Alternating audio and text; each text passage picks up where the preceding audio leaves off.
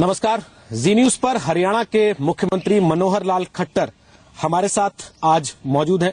स्वागत है मनोहर लाल जी आपका। धन्यवाद। सबसे पहले पहली मुलाकात है आपसे, तो बधाई आपको, हरियाणा के मुख्यमंत्री का कार्यभार आपने संभाला है।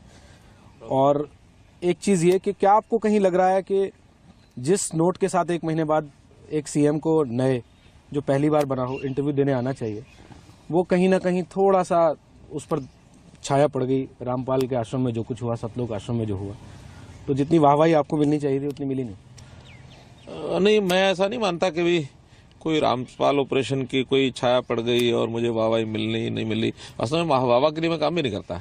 एक दायित्व मिला है, उस दायित्व का 2.5 करोड़ हरियाणा की जनता को मैं लाभ पहुंचा सकूं, उनके हित में कुछ काम कर सकूं, ये मेरा दायित्व है। इसके कारण से मुझे कोई वाहवाही मिलनी चाहिए नहीं मिलनी चाहिए, मैंने कभी चिंता नहीं की। लेकिन पहली चुनौती ऐसी आ खड़ी हुई जिसमें लोगों ने सीधे सीधे कहा कि सरकार ढीली थी, कोर्ट ने फटकार लगाई, तब सरकार ने काम किया। कोर्ट के फटकार लगाने का विषय भी नहीं था, क्योंकि ठीक है 26 अक्टूबर को शपथ हुई और 26 अक्टूबर को शपथ होने के बाद इन सब विषयों की मुझे को बहुत जानकारी भी नहीं थी कि अभी कौन से विषय कोर्ट में चल रहे हैं, कौन से आएंगे कौन से नहीं आएंगे। सहज तरीके से वो 4-5-6 दिन में एक विषय आ गया और विषय इतना गंभीर था, इसकी जानकारी मुझे भी नहीं थी। एक प्रकार से कोर्ट की अवहेलना की है, तो निश्चित रूप से उनको आना ही चाहिए। तो हमने सारी रणनीति बनाई कि कोर्ट में लाने का हम अपनी ओर से पूरा प्रयत्न करेंगे। और अंतोगत जो हमारा उद्देश्य था कि बिना किसी निर्दोष व्यक्ति को कोई हानि पहुंचे, उसके बिना ही हम उसको कोर्ट में लाएंगे, हम लेके आए।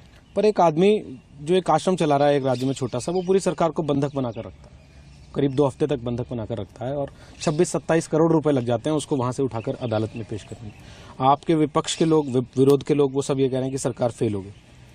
ये विषय आज का थोड़ा ही है। आखिर उसने इतना सब कर लिया और इतने सालों तक वो वहाँ एक आश्रम बना के बैठा है और उस आश्रम के बारे में यानी पिछली सरकार ये जानकारी नहीं ले पाई कि किस प्रकार का वो आश्रम बना है, कैसे वो अंदर बैठा है, और उसने इतना भारी अपना किले जैसी व्यवस्था कर रखी है। और ये पहली बार नहीं, करौथा में भी जो विषय हुआ, तो करौथा से ही उस सरकार को इतना चेतना चाहिए था, पता होना चाहिए था। क्या मैं समझूं आपको कुछ ऐसी चीजें मिली हैं जिससे आपको लगता है कि राजनीतिक संरक्षण रहा है पिछले कुछ साल में रामपाल को? कहीं ना कहीं रहा होगा, उसके बिना इतना कोई हिम्मत करेगा ऐसा लगता नहीं है। और अब उसके कोई बहुत पुख्ता प्रमाण हमारे पास नहीं है, लेकिन एक व्यक्ति आकर के अपना आश्रम बनाता है, इतने सारे लोगों को वो साथ रहता है, इतने गलत काम भी करता है, क्योंकि गलत काम ये तो अब हमको पता लगे। करौथा में भी सारी बातें सामने आई थी कि जिसके कारण से पता लगता है कि वो आश्रम कोई बड़ी आस्था का केंद्र रहा होगा, ऐसा नहीं, गलत कामों का अड्डा रहा था। उसके बावजूद भी नया आश्रम इसी प्रदेश में बनाने दिया गया। हाँ, यदि करौथा की घटना के बाद कहीं और किसी प्रदेश में जाकर बनाया होता तो मैं समझता भी उस सरकार को शायद जानकारी नहीं होगी। जिस सरकार के सारे पिछले ऑपरेशन के बाद और उसी प्रदेश में वो एक नया आश्रम खड़ा कर ले, तो इसमें निश्चित रूप से पिछली सरकार की विफलता मानता हूँ। लेकिन हमको जब पता लगा तो हमने उस आश्रम की सारी व्यवस्था खोजबीन भी कर ली सारी, और उसको सुरक्षित बाहर भी निकाल लिया। उसको कोर्ट के आदेश के अनुसार कोर्ट में पेश भी हो गया।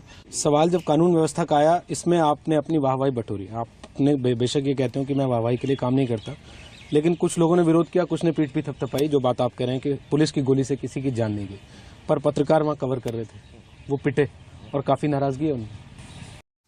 ज्ञान अमृत शरण का भी सुनाओ पुस्तक मंगा